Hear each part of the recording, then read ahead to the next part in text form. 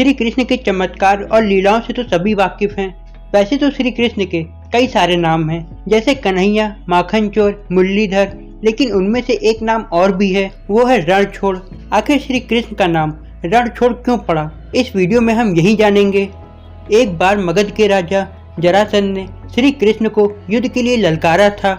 जरासंध अकेले नहीं बल्कि यवन देश के राजा कालवन को भी साथ ले आए थे।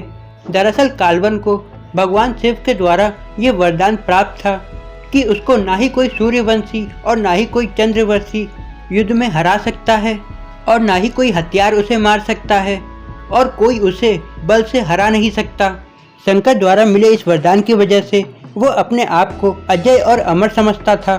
जरासंध के कहने पर कालवन ने मथुरा पर आक्रमण कर दिया। श्री कृष्ण ये बात जानते थे कि कालवन को युद्ध में सीधा हराया नहीं जा सकता, इसीलिए श्री कृष्ण ने कालवन को अकेले युद्ध करने का न्योता दिया और कालवन ने उसे स्वीकार भी कर लिया। फिर श्री कृष्ण कहते हैं, हम किसी ऐसे स्थान पे चलते हैं जहाँ पे हारने वाले की मदद करने के लिए उसकी सेनाएं ना हो। कालवन इस बात के लिए भी मान जाते हैं और वो युद्ध करने एक ऐसे स्थान पे चले जाते हैं जहाँ पे वो अकेले हों। कालवन कहते हैं, हम लोग ऐसे स्थान पर आ गए जहाँ पे हमारी सेनाएं नहीं हैं, अब युद्ध करो हमसे। लेकिन श्री कृष्ण कहते हैं कि अब अगर हम ऐसे स्थान पर आ ही गए हैं तो मुझे यहाँ से भागना चाहिए, और श्री कृष्ण वहाँ से भाग जाते हैं और कालवन श्री कृष्ण को रोकने के लिए उनका पीछा करता है।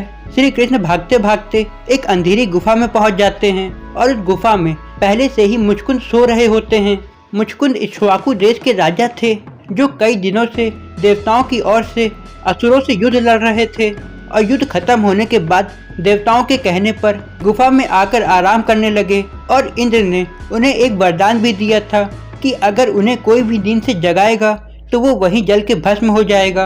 और जब राजा कालवन श्री कृष्ण का पीछा करते करते उस गुफा में पहुंचते हैं तो उन्हें गहरी नींद में सो रहे राजा मुचकुंद दिखाई देते हैं।